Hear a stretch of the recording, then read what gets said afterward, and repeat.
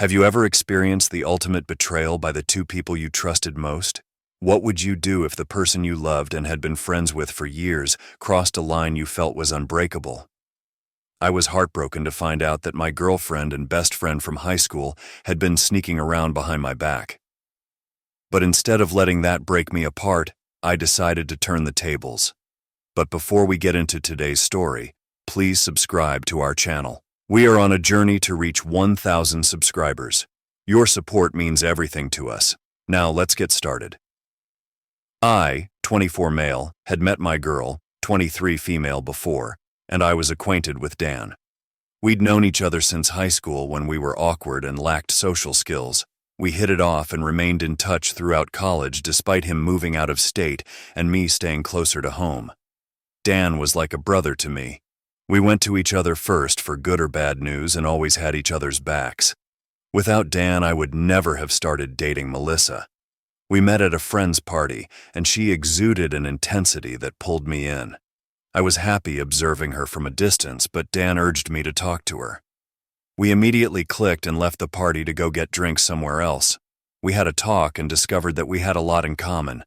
I know it sounds cliché, but it seemed like we were designed for each other. We got formal after a few more dates in 2 weeks. Dan was the first person I told, and he was genuinely thrilled for me, especially since I hadn't had much experience with women previously. Melissa's situation was different. We became that clingy, inseparable couple, constantly checking in with one another by phone and text. Dan frequently joked that I'd been whipped, and he was probably correct. It may have been a bit long, but I was still in love. Dan occasionally hung out with us at my house to watch movies and play games. I never sensed anything wrong between him and Melissa. I was glad two of the most critical individuals in my life got along so well. Melissa would occasionally suggest we invite Dan over or go out together. I always eagerly agreed, and the three seemed like a close-knit gang. About a year and a half into our relationship, I noticed something peculiar. Melissa and I spent less time together. She'd frequently cancel arrangements, claiming she was too busy or exhausted to go. We weren't messaging as often as we used to, and I believed we were just coming out of our honeymoon phase. Dan was acting strangely too, making reasons for why he couldn't hang around. I assumed life was simply getting in the way for both of them. Then I told Melissa we would all see a movie together, which Dan had been looking forward to seeing. She wasn't happy with the notion and suggested we watch it alone. I told her Dan would never forgive me if I watched it without him. When I phoned Dan to schedule it, he was delighted. Still, when I started, Melissa was coming, he became silent. He began finding excuses why he would not be able to go. He suggested Melissa and I watch it without him. That seemed unusual, and my mind began to examine things. If I didn't know better, the two of them appeared to be deliberately avoiding each other. I ultimately asked Melissa if things were okay between her and Dan. Her head swung toward me, and her expression provided all the confirmation I needed. She claimed everything was okay, but she was uneasy, and I could tell she was hiding something. She became defensive, arguing that we were adults with busy schedules and that I should prioritize more essential tasks above hanging out with pals. Her abrupt shift of attitude felt odd, and while I chose to drop it for the time being, I couldn't let it go completely. Melissa and Dan used to be good friends, but now they were trying to avoid each other. Something weird was going on, and I needed to find out what was happening between them. At this point, the possibility of adultery crossed my mind. Still, having known Dan for so long and being close to Melissa, I didn't fully consider it. I opted to speak with Dan instead. Melissa appeared sensitive about it. Dan was a man, and I assumed men were more open about such matters. I was determined to obtain an honest answer from him, and then we could figure out how to mend whatever was broken between them. I didn't want anything to ruin our friendship, and I was confident Melissa didn't either, despite what she had said earlier. The next day, I called Dan after work and asked if he could meet for drinks. He was apprehensive for a second, but eventually consented when I revealed that Melissa would not be present. We reconnected at the bar where the three of us used to hang out, and it seemed like old times. We began by discussing various topics, including sports, work, and females Dan liked. I wanted to get into the real reason I invited him out. Still, I was also enjoying our usual talk and catching up, but Dan was reserved in some of his responses as if he was attempting to steer the conversation away from particular subjects. "Is everything cool between you and Melissa?" He looked up at me and I swear I saw panic in his eyes. Then he laughed. "Yeah, man, why do you ask?" I told him I noticed how they stopped hanging together and avoided each other. I told him how Melissa became defensive when I brought it up. Dan took a long sip of his beer as if he were trying to pass the time. "You're just imagining things. We're cool. You know how life is. People get busy." He was attempting to play it down, which irritated me a little. We were usually frank with each other, but he was now becoming cagey. I'd known him since high school, so I could sense when he was being shifty. It didn't help that he was being evasive about my relationship. This time I was more assertive in asking him to explain what was happening. "I don't want to get in the middle of anything. If Melissa is acting weird, that's between you." That was a strange response. Dan was clearly on the defensive, which was unusual for him. At this point, I lost my cool. "Just talk to me. Why are you being so weird about it?" When Dan refused to look into my eyes, a realization struck me. It sounded too dumb to believe, let alone express. It wasn't that I hadn't considered it, but I refused to contemplate it even as a remote possibility. I decided to try dropping it as a joke and see how he reacted. "Are you sleeping with her?" Dan winced as I asked, and I felt as if I was stabbed. I knew Dan better than anybody else. His reaction could have been a nod and a thumbs up. "Dan, tell me you're kidding." "Talk to Melissa." Dan tried to get up, but I put my hand on his shoulder and firmly pushed him back into his seat. He still refused to meet my gaze. We sat there silently for a bit. I could feel the wrath rising behind my gut. My dearest friend sat opposite me, looking as guilty as hell and confirming my worst suspicions without saying anything. I strengthened my grip on his shoulder to prevent him from feeling my handshake. I shouted at him to say anything to me. He simply stared down at his drink. My heart was pounding. Not Dan or Melissa, the two people I cared most about. At the time, I was filled with rage and wished to harm him in the same way that he had injured me. I've never been violent, but before I knew it, I hit him, and he went to the ground. But he didn't fight back. Instead, he appeared prepared to defend himself against another onslaught. "I'm sorry. It just happened." This irritated me even more. "You don't just happen to sleep with your best friend's girl. How long?" He stood up from the floor and finally looked at me. He spoke slowly, admitting that it had been several months. "We got drunk one night, and it happened out of nowhere. Then it kept happening. It lasted months. They had been screwing each other behind my back the entire while I was trying to keep everyone together. All the evidence was proper before me, yet I ignored it. Maybe Melissa was right. I was thinking like a child. I assumed that they could not harm me because they were close to me. That was clearly dumb, wishful thinking. Now Dan wouldn't stop talking. He was telling me that they understood it was terrible and that they were hurting me, so they decided to separate themselves. Maybe he thought that would improve matters, but it simply irritated me. My relationship was deteriorating, but these two couldn't keep their hands off each other. Writing about it has irritated me yet again. Do you understand how foolish it is to say that? I turned around to storm outside and Dan touched my shoulders. It took everything I had not to punch him again, so I shook him off.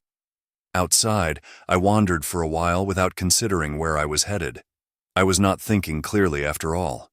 After a while, I decided to stop walking and confirm with Melissa. I wasn't sure what to say or do when I saw her, but I knew I had to confront her. I didn't consider what I would do if she confirmed what Dan had said, which was risky because my emotions were quite explosive. I did not bother calling to see whether she was home. I didn't call an Uber either. I turned and began walking in her way. I needed time to think, and the chilly night air was beneficial. I texted Melissa to come over, saying it was essential. It took her 30 minutes to come to my house, but my rage hadn't subsided when I opened the door for her. I brushed off her kiss, hauled her inside, and shut the door behind us. "What's the matter with you?" I asked, revealing that I knew about her and Dan. She crossed her arms and gazed defiantly. No what? What are you talking about? She kept playing dumb, which irritated me. I informed her that he had told me everything. Her arms dropped to her sides and she lowered her eyes. There was remorse all over her face, which was all the assurance I needed. That's when she started apologizing. Babe, I'm so sorry. It was never supposed to happen. It was a stupid mistake that just kept happening. There it came again. It just kept happening. How could it be? I received the impression they were using that phrase because they both didn't want to admit what it was. They were having an affair. It was that simple. Why do they continue to try to diminish it? When was the last time? She seems unsure of what to reply. I'm sure she was trying to figure out which lie would be most acceptable and what Dan would have said. Remember, Dan already told me everything, I said. He hadn't addressed anything and I hadn't inquired, but I wanted to prod her for the truth. Last week, but we hadn't done anything for 3 weeks before that. That stung. She couldn't persuade me that she regretted sleeping together barely a week ago. I clapped sarcastically. They simply couldn't stop themselves. I can't believe you would do this. I can't believe he would either. He was like a brother to me. She rolled her eyes a little and said, "He's not really your brother." I'll never forget it. That really annoyed me. Was that supposed to make it okay? She responded. I just mean that you're trying to make it sound worse than it is. I told her it didn't need my help to sound awful. It was already horrible. He's not actually your brother, that's all I'm saying. That was her idiotic response. I'd heard stories about individuals suddenly becoming defensive after being discovered. Still, I never imagined I'd have to face such insanity. We fought about it for a few minutes. She began calling me juvenile again, and I knew she was deflecting. I wouldn't allow her, so we went back and forth for a while. I shook with wrath. After a few minutes, she deceived me so severely that she still tried to blame me. She refused to accept responsibility, which irritated me so much that I had to get moving before I did anything dumb. I was shivering with wrath, ready to slam my fist through a wall. Instead, I stomped about the apartment, gathering everything she owned and tossing it into a jumbled pile in the living room. She followed me the entire time, pleading. Apparently, I didn't take the simple route she had hoped for. It was too late to apologize now. When all her belongings were piled, I urged her to gather them up and leave, or I would throw them out the door myself. She resisted for a time but kept begging. I was tired of hearing her voice. Suddenly, the sound I had adored became unpleasant. I scooped up her belongings and proceeded to the door, and she moved to take them from me. I sidestepped her, opened the door, and flung all her belongings into the hallway. When she walked out after it, I slammed the door shut and locked her out. She pounded on the door and called my name for a few minutes, but I did not answer. I spent some time putting myself together. I sobbed for a while, drank a few drinks, and now I'm here to share my tale. I'm not sure how to move on from this. I don't have anyone else. I only have two. Melissa entered my life and took the one person I had apart from her. It hurts a lot, but I don't want to wallow. I'll pick up my pieces someday, but first, I need to think of a way to make her pay. I am the guy whose fiancée cheated on him with his best buddy. After the incident, I was in a foul mood. A widespread attitude was that I should simply forget about the two of them. But I couldn't. I wasn't going to let them have a happy life together after what they'd done to me. I wanted to do something that would damage whatever they had going on between them because, let's be honest, once I was gone, they'd go right back to smashing anything they could get. I knew I couldn't control that reality, but I wanted to make sure I felt better if it did happen. Someone suggested the idea I eventually went with. I believe that was a joke, but it felt like poetic justice to me. Now you must sleep with her sister, as is fair. I couldn't get the thought out of my mind. Melissa just happens to have a sister named Claire. I didn't know Claire well, but we had met a few times and she appeared to enjoy me.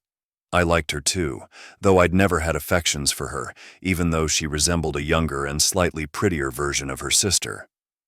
For starters, I'm not a cheating piece of garbage like Melissa, but circumstances have changed. I wasn't with Melissa anymore, and it was a battle. The plan was to avoid sleeping with Claire. For starters, I don't consider myself to be a stud capable of attracting any girl on demand. The game was simple: make out with her or even try to kiss her. I simply wanted her sister to know that I had made a move on her. I wanted her to experience a fraction of that kind of suffering. So I called Claire and pretended to cry over my split. I told her how much it hurt me and asked if I could come over and discuss it. Claire invited me over right away. She was sympathetic and listened the entire time. I didn't mention the adultery. Instead, I cried about how great she was for me, how heartbroken I was, and how I had genuinely believed that we would marry. I piled it on thick, sobbing about how lost I was. Claire listened intently, reassuring me gently, and even hugged me when I shed a few tears. I could feel Claire relaxing, and I knew it was time to make my move. She was sitting next to me with one of her hands on mine and was also misty-eyed. I made myself look weak, looking into her eyes with a wounded face. I don't know how to continue. I wish I could go on, but it is too difficult. However, being here with you helps. You're a good person, Claire, better than Melissa. She smiled softly, and I could see her falling for the act. I leaned in and kissed her, and to my surprise, she didn't pull away. She didn't kiss me back right away, but she eventually did. I assumed that was her weighing the situation, and the scales eventually fell my way. After that, things got a little hot and heavy. We only went some of the way, though. Eventually, she pulled back, flustered, and said, "What are we doing?" I apologized to her and said I had gotten overwhelmed, and I left as soon as my clothes were right out. Before I entered the door, I dialed Melissa and told her to meet me at my house for a final conversation. Melissa was waiting outside my door when I returned. First and foremost, I'd like to apologize. I did not handle it properly. I know I hurt. I cut her off because I didn't want her to apologize. There was no room for that anymore, and I didn't like the slightest chance she'd make me feel sorry. It's fine. I'll forgive you for sleeping with Dan if you can forgive me.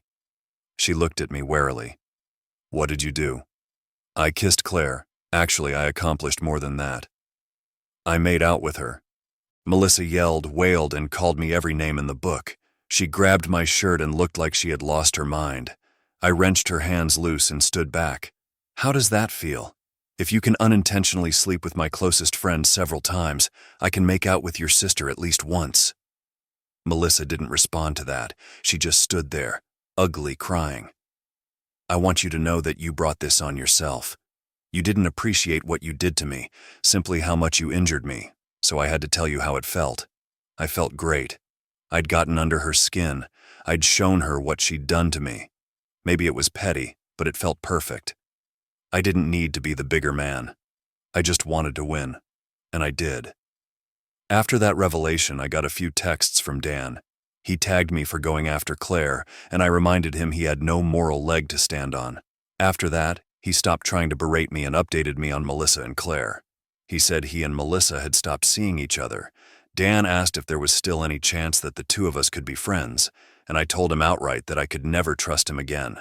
I told him that I was only talking to him because I enjoyed hearing how much Melissa was hurting. He only responded, "Wow, okay, I haven't heard from him since." To be honest, I'm glad to be rid of both of them. I've already started to move on, and I'll forget them one day. That's it for today's video. If you loved it, please like and subscribe. It helps the channel. Thank you for watching, and I'll see you in the next one.